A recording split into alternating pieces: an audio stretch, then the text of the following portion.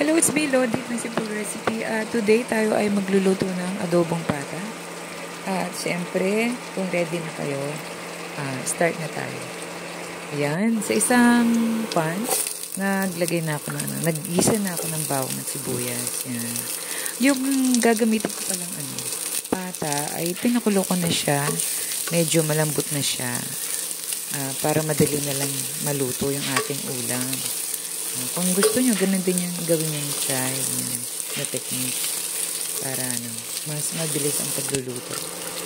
At yan, ayan ang itsura niya, yan pag pinakulo ko na siya. Bali yung sabaw na pinakuluan ko, hindi ko na sinama kasi andun yung lansa ng baboy.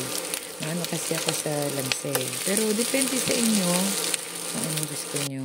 Kasi pag sinabawan ko naman ito, 1 cup lang nilalagay ko. Diyan ko lang pakukuluin masyado yun kasi kumbaga yung pinakulo ko hindi pa naman ganun kalambot. And then add tayo ng soy sauce.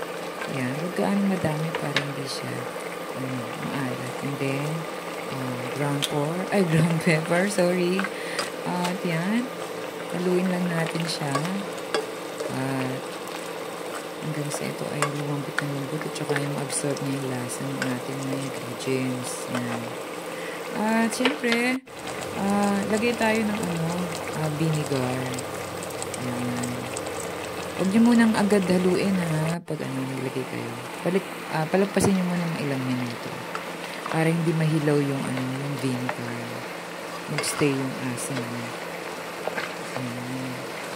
Ibibalik ta rin natin para talagang sigurado tayo ma-absorb niya yung lasa ng mga ingredients natin. Para mas lalo siyang masarap. And then, syempre, add tayo ngayon ng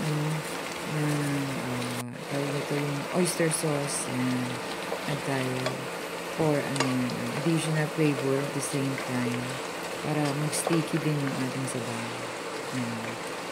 Kasi mas masarap yung diba? Medyo sticky, medyo malapit yung bagyan. Kasi yung malabnang, diba? And then, pakukulong natin ng mabuti para mag-absorb yung oyster sauce sa ating baboy. And then, syempre, dagdag tayo ng konting asin. Kasi, konti lang naman yung nilagay ko siya oyster sauce at saka toyo, yung soy sauce. Kaya, diba sabi sa inyo, huwag yung dadamihan yung soy sauce para add kayo ng konting salt para mag-blend yung lasa.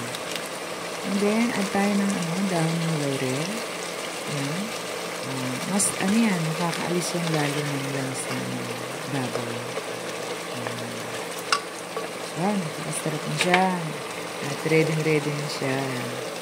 Yan. Takpan muna natin hanggang pakuluin natin hanggang sa lumabot na yung ating pata. Yan, tingnan nyo sa baboy. Na siya.